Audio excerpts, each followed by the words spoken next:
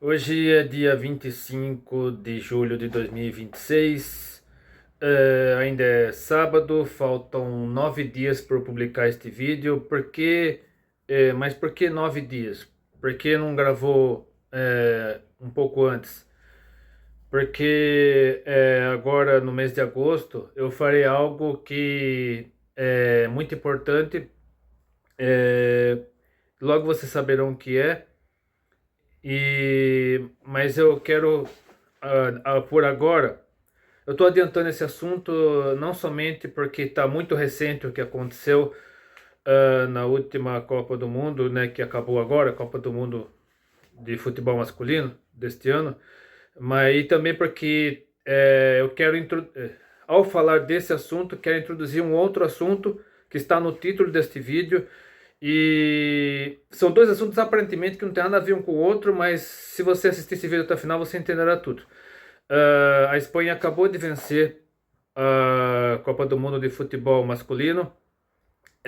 Recentemente, em 2023, ela venceu a Copa do Mundo de futebol feminino. Ano que vem haverá outra Copa do Mundo feminina, e no Brasil. Então, até um debate, uma polêmica a respeito das férias obrigatórias, do recesso obrigatório, sei lá como será interpretado isso. Então, durante o período da Copa do Mundo feminina, as escolas deixarão de funcionar, haverá ponto facultativo, feriado, não sei. Então, as pessoas seriam obrigadas a assistir a Copa do Mundo feminina. Enfim, né, tá toda uma polêmica, todo debate. Então, mas a masculina, a Espanha foi bicampeã, já tinha vencido em 2010 e 16 anos depois voltou a vencer. Porque foi muito superior. O futebol da Espanha foi muito superior.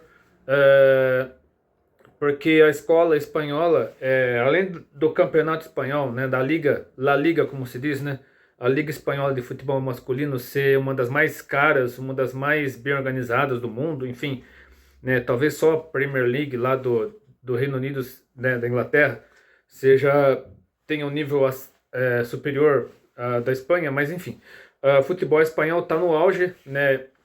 Eu estava vendo aqui ah, a tabela atualizada, né? A tabela não, o ranking atualizado da FIFA no futebol masculino, e a Espanha passou a Argentina vice-campeã neste ano.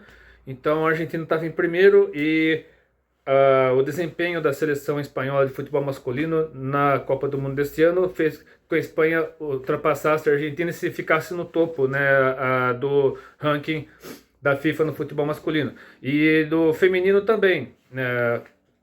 A Espanha é a campeã no futebol feminino, e inclusive eu assisti um vídeo. O que me motivou a gravar este vídeo é essa entrevista aqui, que eu deixaria aqui para você assistir, do canal Cazé TV.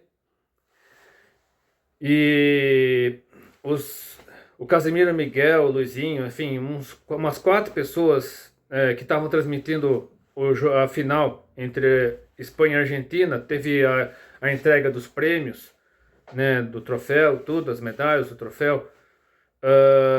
Aí apareceu uma jogadora, essa jogadora, que atualmente eu acredito que seja a maior jogadora da atualidade, que é a Aitana Bonmatí. E ela apareceu dando uma entrevista para o Cazé TV, e o Casemiro Miguel, que é dono do canal, que atualmente está com mais de 40 milhões de inscritos, é o principal canal de esportes do Brasil, e transmitiu a Copa do Mundo inteira, todos os 108 jogos, se eu não me engano. E ele perguntou para a Aitana Bonmatí o que o futebol do Brasil precisa fazer para voltar a ter o protagonismo de antes, né? Resumidamente, né? Aí ela respondeu, né? Eu não reagirei ao vídeo aqui porque tem esse problema de direito de imagem, enfim, para não dar problema para mim, eu apenas resumirei aqui. Se você quiser assistir o vídeo, já deixei aqui e aqui. Mas assim, ela disse resumidamente que o futebol brasileiro, para voltar a ter o protagonismo de antes, precisaria voltar a investir na base, ou seja, nos jovens atletas, né? Os atletas mirins, adolescentes e tal, e recuperar a identidade do futebol brasileiro, né? Porque e a própria jogadora, ela tem só 28 anos. Ano que vem ela terá 29, então ela tá praticamente na metade da carreira, né? Porque este ano tivemos jogadores com 39, 41 anos jogando, e a Aitana Bonmatí tem só 28, ano que vem ela terá 29, então ela terá praticamente no auge ainda. Ela está no auge da carreira, jogando no Barcelona, faz 14 anos que ela joga no Barcelona, lá da Espanha, e enfim, ela tem que investir na base e na recuperação da identidade do futebol brasileiro, né? E ela disse que o futebol brasileiro e o futebol espanhol não dá para comparar, são duas escolas diferentes, são dois estilos diferentes, mas se o Brasil voltar a recuperar a sua identidade no futebol e investir na base, voltará a ter o protagonismo de antes. Então ela foi assim mais sábia e mais assim, ela praticamente deu uma aula de futebol, até mesmo para quem se acha demais, né? Técnicos, jogadores, enfim, aqueles que se acham demais, que muitas vezes arrogantes, prepotentes, achando que sabe de tudo, que ninguém sabe mais do que eles. E ela uma jogadora de 28 anos, dando uma aula para todos nós brasileiros, especialmente para aqueles que se acham demais no futebol, seja técnicos, jogadores, dirigentes, enfim. E o que isso tem a ver com farmar aura?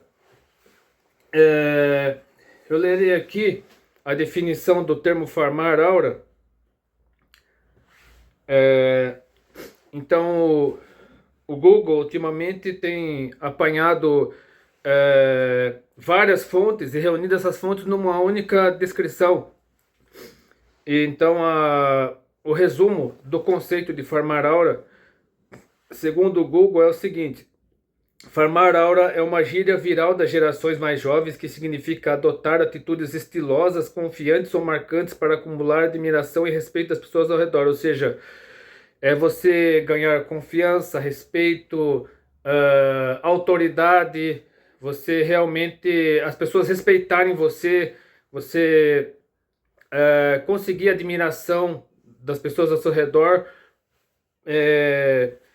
E ela mistura o universo dos jogos eletrônicos com a cultura de carisma das redes sociais. Então a gíria Farming Aura, é o termo original em inglês, vem dos videogames, onde o jogador repete ações várias vezes para coletar recursos, pontos ou subir de nível. Aura refere-se à energia, à presença, ao estilo invisível que uma pessoa transmite, inspirado também no brilho de poder de personagens de animes, ou seja, do desenho animado japonês. Como funciona na prática, na vida real? Acontece quando alguém faz algo considerado descolado, engraçado, corajoso ou até uma boa ação que melhora a imagem pública da pessoa.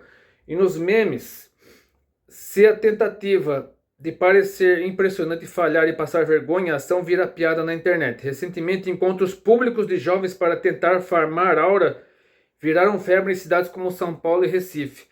E eu nem tentarei reproduzir aqui esses campeonatos de farmar aura, porque é uma coisa bizarra, parece que a pessoa está endemoniada. Então, é só pesquisar, pesquise na internet, campeonato de farmar aura. Só pesquisa aí, é um vídeo pior que o outro.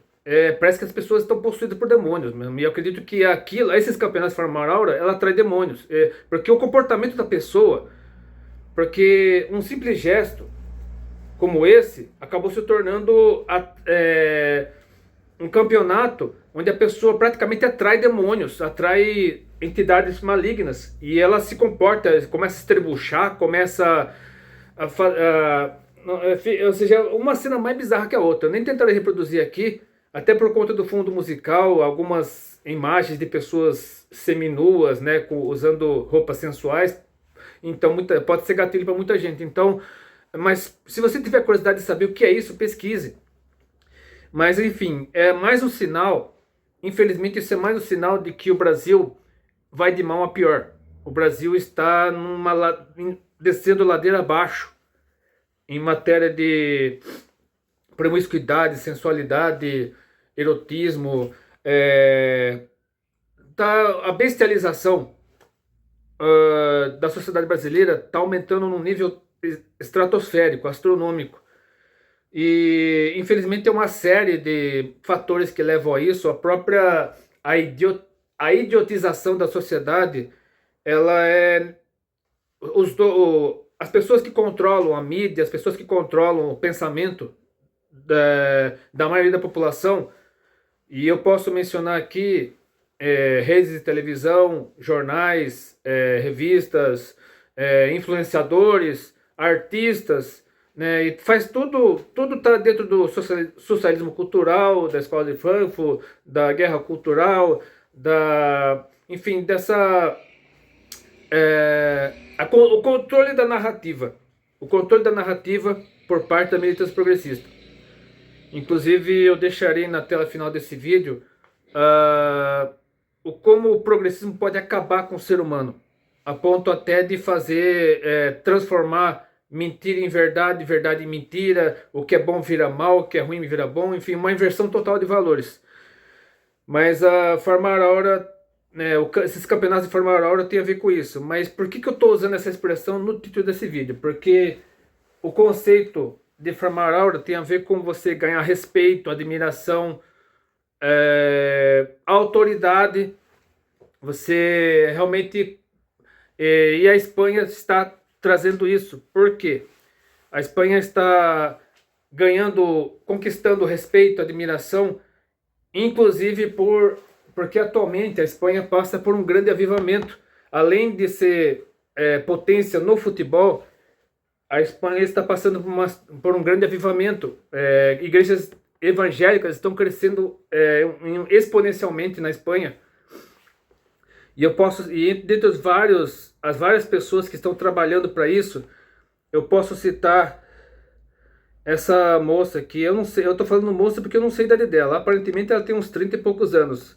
Mas porque lá na Espanha, jovem, né, como a taxa de natalidade na Espanha está muito baixa, então jovem é quem tem 30 e poucos anos. Mas enfim, eu acho que ela tem uns 34, mais ou menos, mas...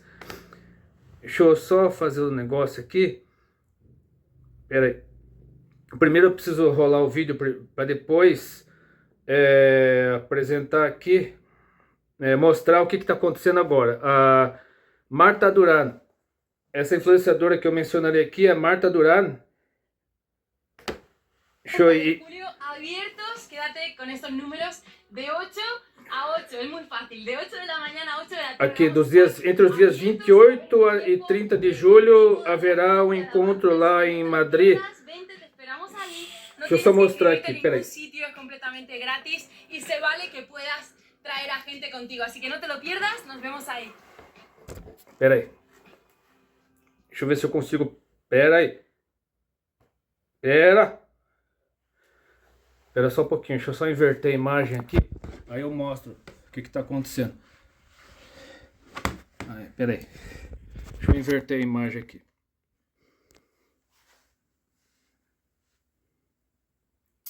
Espera aí.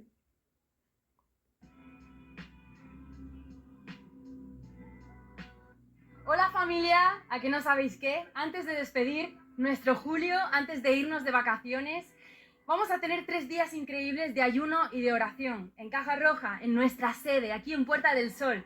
Vamos a estar los días 28, 29 y 30 de julio abiertos, quédate con estos números, de 8 a 8, es muy fácil, de 8 de la mañana a 8 de la tarde vamos a estar abiertos y va a haber un tiempo continuo de adoración, de alabanza, así que no te lo pierdas, vente, te esperamos ahí, no tienes que inscribirte en ningún sitio, es completamente gratis y se vale que puedas traer a gente contigo, así que no te lo pierdas, nos vemos ahí.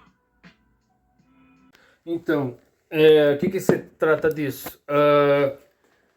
Em 2011, em janeiro de 2011, eu e Vivi estivemos na Espanha, fomos para Sevilha e Madrid, e nas poucas horas em que estivemos em Madrid, antes de nós voltarmos para o Brasil, passamos pela Puerta del Sol, que é a praça central da cidade. Tem a Plaza Maior, que é um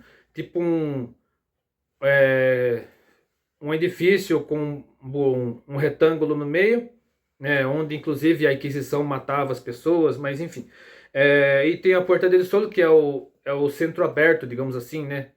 Onde, por exemplo, toda Réveillon em Madrid acontece ali, né? A maioria das pessoas se reúne ali, tem aquele detalhe de comer maçã, maçã não, uma uva a cada badalado do relógio. E então, onde a vida acontece, né? Lá em Madrid, então lá na Puerta del Sol fica a sede de uma organização cristã, uma organização missionária chamada Red Box, On the Red Box, ou sobre la Caja Roja, uma coisa assim, sobre a caixa vermelha, né? Que a caixa vermelha, o que que é? É uma caixa, acho que tipo um baú. Aí a pessoa sobe em cima da caixa para pregar o evangelho lá na Puerta del Sol. E a Marta Duran, ela faz exatamente isso. Então, entre os dias 28 e 30 deste mês de julho, haverá uma reunião, como se fosse um culto, na sede dessa organização, né, missionária. Antes deles saírem de férias, né, antes deles, dos responsáveis por esse trabalho, saírem, viajar, fazer suas atividades para descansar, inclusive. Então haverá esse trabalho missionário. E eu queria deixar aqui, mostrar um vídeo de como funciona o evangelismo em cima dessa caixa vermelha. Estamos hablando de una realidad. Hubo alguien perfecto que jamás manchó sus manos de sangre porque no había pecado en él. Hubo alguien que te miró a ti, que vio tu condición, vio que aunque lo intentamos no podemos salvarnos a nosotros mismos. El vacío que tenemos es evidente. Que a causa de nuestras manos llenas de sangre merecemos infierno. Por toda una eternidad donde no hay botón de apagar. Pero esta persona, este Dios, hace 2000 años atrás, vio tus manos y dijo, yo te amo tanto, no importa la gravedad de tus manos de sangre, yo te amo tanto que me pongo en tu lugar. El castigo que tú merecías, alguien 2000 años atrás, sus manos, su cuerpo, cada gota de su sangre, partiendo la historia de la humanidad en un antes y un después de su nombre, para llegar hasta ti, para limpiar tus manos, para darte propósito, para darte vida, para que pudieras conocerle. Então, se você pesquisar nas reportagens sobre o avivamento na Espanha, o crescimento das igrejas evangélicas na Espanha, acho que, se eu não me engano, estão abrindo um templo ou um salão, que seja, por semana ou por dia, não lembro exatamente a proporção, só sei que agora está em torno de 1.900 templos evangélicos na Espanha. E a militância progressista está reagindo até agora, né? Porque, se você está bem informado a respeito da atual situação da Europa, o islamismo está tomando conta da Europa, o ateísmo e o agnosticismo estão tomando conta da Europa. Então, tanto os ateus e agnósticos quanto os muçulmanos estão dominando a Europa, a ponto de os cristãos europeus se sentirem intimidados, se sentirem acuados. Mas na Espanha está acontecendo um movimento contrário. Na Espanha está havendo uma resistência, está havendo uma mobilização para proclamar o nome de Jesus. Na Polônia também. A Polônia foi um dos primeiros países que mais recentemente aboliu o ateísmo no país, declarando Jesus como o Senhor da nação, uma coisa assim. Então, em vários países europeus, como o Reino Unido, França, Alemanha, a Escandinávia também. Recentemente eu publiquei um vídeo aqui a respeito da situação da Noruega, que eliminou o Brasil na Copa do Mundo deste ano, só que atualmente a Noruega vive uma situação de pós-cristianismo, de intimidação dos cristãos. Mas, de qualquer forma, na Espanha está acontecendo exatamente o contrário. Eu creio que Portugal também, mas principalmente na Espanha está acontecendo esse avivamento, esse movimento, esse boom, né, dos cristãos evangélicos, e a militância progressista está reagindo. Inclusive, esses dias, eu não lembro exatamente se foi ontem ou anteontem, começou a festa de São Firmino, Los San Fermines, como dizem lá, em Pamplona. No primeiro dia da festa é aquele dia em que o pessoal faz o juramento lá com o jornal, enrola o jornal e faz o juramento lá pro São Firmino. E acontece aquela festa, né, com regada sangria, né, o pessoal bebendo, ouvindo música alta, e havia uma bandeira gigantesca pedindo a destruição de Israel. Então, isso está lado a lado. Infelizmente, as pessoas que vivem no mundo, elas acabam abraçando essa ideologia anticristã, e todos nós sabemos, todos nós que somos cristãos sabemos que apesar de Israel ser um país judaico, oficialmente judaico, e os judeus não aceitarem Jesus como Messias, nós amamos Israel, oramos por Israel e cremos que um dia Israel se converterá, receberá Jesus como verdadeiro Messias, mas até lá o mundo inteiro praticamente está se voltando contra Israel, inclusive a Espanha recentemente trouxe de volta o seu embaixador no país, em Tel Aviv, acho que é em Tel Aviv. Então o governo espanhol atual é progressista, o Partido Socialista Operário Espanhol, que atualmente está no governo. Ah, mas a Espanha é monarquia, sei, o rei, o Felipe VI, ele não tem partido, mas o governo, né, como o governo espanhol é monarquia parlamentarista, então o primeiro-ministro, né, que lá é chamado de presidente del governo, atualmente é o Pedro Sánchez, e ele é progressista, ele é do PSOE, que é o Partido Socialista Operário Espanhol, é um partido progressista.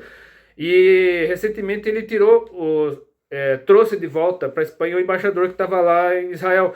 Então esse é um sinal de que a Espanha, oficialmente como governo, é um governo progressista, um governo anti-Israel. Só que o povo a maioria do povo, o que aconteceu lá em Pamplona não é o que a maioria do povo espanhol pensa a respeito de Israel. Que o povo de espanhol, Espanha é um país tradicionalmente católico, mas o próprio reino da Espanha, né, a família real espanhola é católica, praticante, mas o povo está passando por um grande avivamento. Então a Espanha está sendo um exemplo, é um exemplo de educação, como eu já disse, eu e a Vivi fomos para a Espanha em janeiro de 2011, e lá, o povo de lá é de uma educação assim, fora do comum. Mesmo sem faixa de segurança, sem semáforo, eles param para você atravessar a rua. Algo que aqui em Sorocaba, perto de casa, já fui atropelado várias vezes. O povo daqui, infelizmente, é extremo.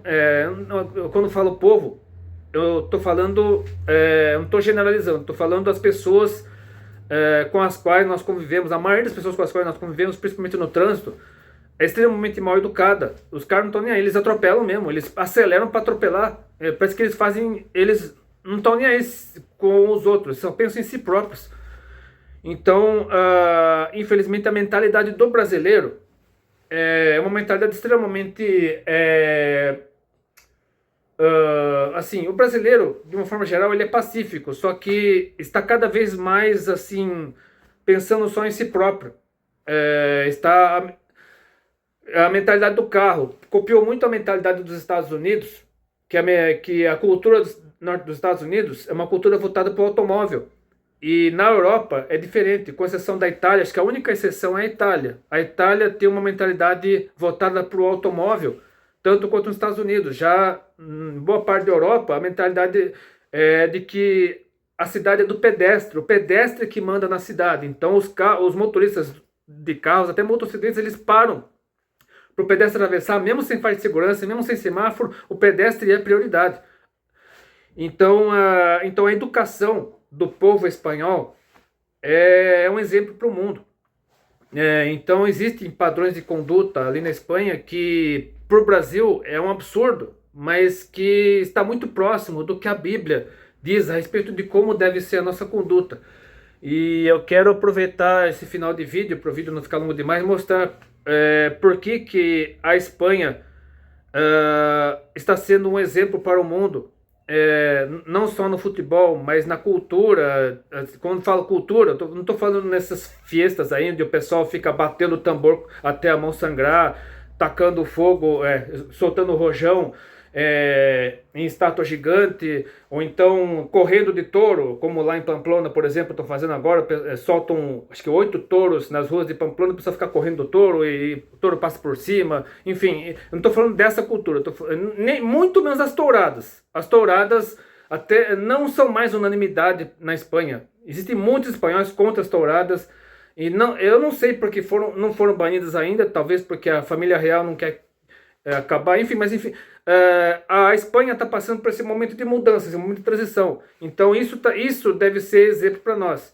E eu quero mostrar na Bíblia, porque nós devemos atentar para isso. E eu quero começar com esse texto aqui de Mateus 25, versículos 14 a 30. Então é a parábola dos talentos. Então tem a ver com... de onde vem a palavra talento? No atual contexto, né, no nosso vocabulário, vem dessa passagem aqui. Talento era uma unidade de medida de ouro ou de prata, aproximadamente 30 quilos de ouro, de prata, um saco, né? Então a pessoa, a pessoa carregava como se fosse um saco de cimento, né? Então um saco de cimento atualmente, daqueles que leva nas costas, é em torno de 20 quilos. Então um talento era mais ou menos um saco enorme, gigante, que a pessoa tem que carregar assim, equivalente a 30 quilos de ouro. Então, mas isso tem, o talento hoje em dia é usado como contexto de habilidade, vocação, o que você faz de melhor. E vejamos o que diz aqui nessa parábola dos talentos. Porque isto é também como um homem que, partindo para fora da terra, chamou os seus servos e entregou-lhes os seus bens. E a um deu 5 talentos, equivalente a 150 quilos de ouro. E a outro 2, ou seja, 60 quilos de ouro. E a outro 1, 30 quilos de ouro. E a cada um segundo a sua capacidade, ausentou-se logo para longe. E tendo ele partido, o que recebera 5 talentos, negociou com eles e granjeou outros 5 talentos, ou seja, ficou com 300 quilos de ouro. Da mesma sorte, o que recebera 2, granjeou também outros 2, ou seja, ficou com 4. Mas o que recebera 1, foi e cavou na terra e escondeu o dinheiro do seu senhor. E muito tempo depois veio o senhor daqueles servos e fez contas com eles. Então aproximou-se o que recebera 5 talentos e trouxe-lhe outros 5 talentos, dizendo: Senhor, entregaste-me 5 talentos, eis aqui outros 5 talentos que granjei com eles. E o seu senhor lhe disse: Bem estás, servo bom e fiel. Sobre pouco foste fiel, sobre muito te colocarei. Entra no gozo do teu senhor. E chegando também o que tinha recebido 2 talentos, disse: Senhor, entregaste-me 2 talentos, eis que com eles granjei outros 2 talentos. Disse-lhe o seu senhor: Bem estás, servo bom e fiel. Sobre um pouco foste fiel, sobre muito te colocarei. Entra no gozo do teu senhor. Mas chegando também o que recebera 1 talento, disse: Senhor, eu conhecia-te que és um homem duro, que ceifas onde não semeaste, e ajuntas onde não espalhaste, e atemorizado escondi na terra o teu talento. Aqui tens o que é teu. Ou seja, a pessoa deu uma desculpa, dizendo que ele foi incapaz de multiplicar o talento que tinha recebido, e deu uma desculpa dizendo, alegando por que não tinha feito isso. Respondendo, porém, o seu senhor disse-lhe: Mau e negligente servo, sabias que ceifo onde não semeei e ajunto onde não espalhei? Devias então ter dado o meu dinheiro aos banqueiros, e quando eu viesse, receberia o meu com juros. Tirai-lhe, pois, o talento e dai-o ao que tem os 10 talentos, porque a qualquer que tiver será dado e terá em abundância, mas ao que não tiver, até o que tem ser-lhe-á tirado. Lançai, pois, o servo inútil nas trevas exteriores, ali haverá pranto e ranger de dentes. Aqui é um sinal claro de que até mesmo se você não usar o seu talento da maneira correta, você pode perder tudo. Você pode inclusive ir para o inferno. Então, se você recebeu uma incumbência de Deus, uma responsabilidade de Deus, use da maneira correta, para que você não venha a perder até mesmo aquilo que você tem. E você pode até ficar rico, milionário, você pode até ter o mundo aos seus pés, entre aspas, mas ficará com o coração vazio, você terá um vazio. Isso acontece inclusive no meio cristão, pessoas que se acham demais, pessoas soberbas, arrogantes, pessoas que aceitam idolatria, né, a chamada tietagem. Infelizmente existe tietagem gospel, é horrível admitir isso, mas existe. você querer adoração, querer protagonismo, querer ser o centro das atenções, inclusive no meio cristão, isso pode levar você ao inferno. Por mais doloroso, por mais difícil que seja você ouvir isso, mas é uma verdade. Então, use o seu talento da maneira adequada. Não seja desesperado ou desesperada por inscritos, curtidas, seguidores, admiração das pessoas, porque se você recebe elogios demais e é admirado demais, alguma coisa está muito errada. E eu quero complementar com mais alguns textos bíblicos, mais uma vez, Jesus nos alertando, dessa vez no Evangelho segundo Lucas, capítulo 12, versículos 42 e 44, 42 a 44. E disse o Senhor: qual é, pois, o mordomo fiel e prudente, a quem o Senhor pôs sobre os seus servos para lhes dar a tempo a ração, o alimento? Bem-aventurado aquele servo a quem o seu Senhor, quando vier, achar fazendo assim. Em verdade vos digo que sobre todos os seus bens o porá, ou seja, eles terão autoridade para administrar todos os bens daquele Senhor, assim como aconteceu com José, lá quando era escravo no Egito. E terminando aqui com o versículo 48 de Lucas 12, parte B. E a qualquer que muito for dado, muito se lhe pedirá. E ao que muito se lhe confiou, muito mais se lhe pedirá. Então, tem a ver com a autoridade, né? Que quanto maior a autoridade que recebemos de Deus, maior a nossa responsabilidade. E agora vamos para Atos capítulo 2, do versículos 14 a 21. Pedro, porém, pondo-se em pé com os 11, levantou a sua voz e disse-lhes: homens judeus, e todos os que habitais Jerusalém, seja-vos isso notório, escutai as minhas palavras. Estes homens não estão embriagados, que tinha acabado de receber o Espírito Santo, está falando em línguas, como vós pensais, sendo a terceira hora do dia, ou seja, terceira hora do dia, 8 horas da manhã.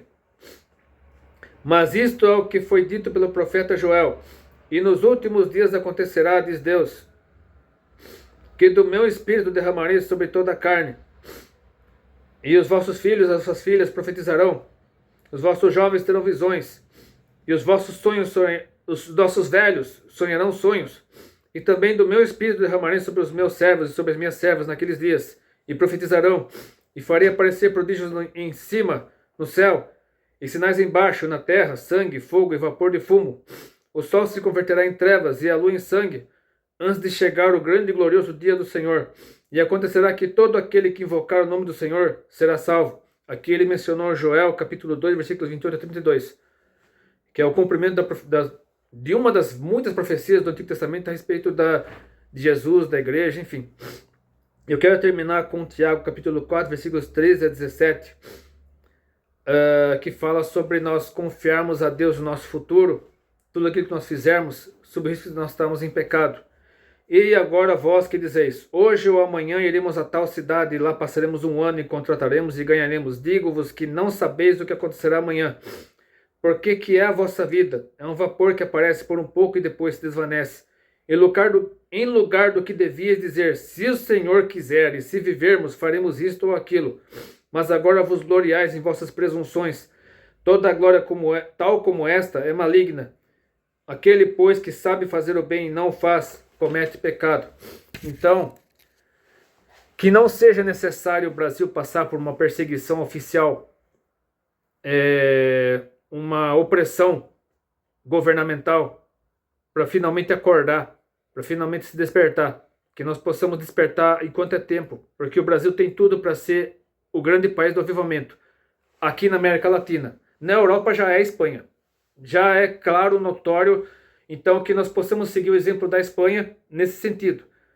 A Espanha tem muitas coisas ruins, né? Como já falei aqui, das touradas, das festas, assim, como no San Fermines, mas o que nós pudemos ver de bom na Espanha, não só no futebol, mas também no grande desenvolvimento que está acontecendo lá, que nós possamos tomar como exemplo e façamos o mesmo aqui no Brasil, que nós deixemos de lado nossa arrogância, nossa prepotência, nossa soberba e possamos ver tudo isso e colocar isso como prática, como prioridade em nossas vidas, antes que Jesus venha, porque a volta de Jesus virá de uma hora para outra, como já disse aqui.